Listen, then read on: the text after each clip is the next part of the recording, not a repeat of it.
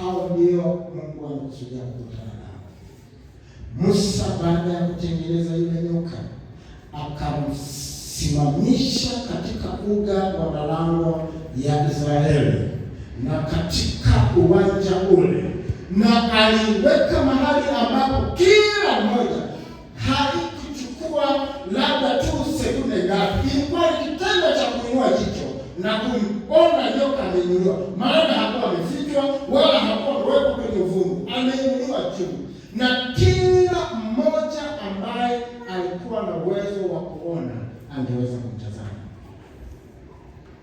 Akamwinua yule nyoka, akamweka mahali pale kwenye uga. Baada tu ya nyoka kushambulia, nikwambie kitu, na hicho ndicho tunachoona mkiangalia pamoja na mashambulizi ya nyoka, pamoja na kung'atwa kwa watu, pamoja na kushambuliwa, kila mmoja alikuwa akisikia sauti ikimwambia, tazama nyoka wa shaba ili upone, tazama nyoka wa shaba ili upone. Sauti ilikuwa inaeleza kila wakati, ikimwambia kila anayepitia misukosuko ya kung'atwa na nyoka, tazama juu ili upate kupona. Lakini unfortunately, nikwambie kitu, waliotazama ndio waliopona, na waliotazama ni wachache. Wengi walikufa, maana walikufa na kiburi cha kutokusikia ile sauti.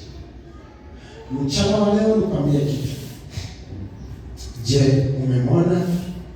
Mchana wa leo yupo mahali hapa Yesu Kristo ambaye ni mwana wa Mungu, ndiye nyoka wa shaba yule aliyetengenezwa katika jangwa wakati Israeli wanasafiri kutoka Misri. Wameweka hema yao, wametulia mahali pale nyoka walipoanza kushambulia. Nyoka aliyeambiwa na Mungu Musa, tengeneza, mwinua mahali hapo, ni Yesu Kristo kama mfano wa kwamba ndiye aliyekomboza.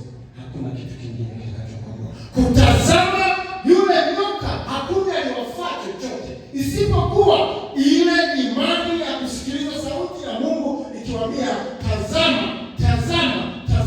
Hiyo ndiyo imani ambayo ingeliwaponya Waisraeli wote waliotazama yule nyoka. Amen. Mchana wa leo nikwambie kitu, iko sauti ikinena wakati wote katikati yetu, lakini nipende tu kushukuru kwa kweli, kutoka moyoni. Kutoka wapi? Moyoni. Kutoka moyoni.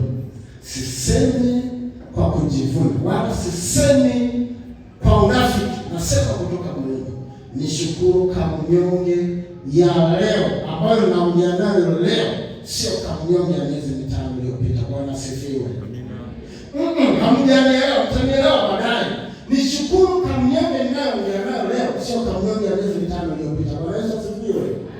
Mtanielewa kwa sababu moja, tuendelee, mtanielewa tu. Iko hivi, walipoambiwa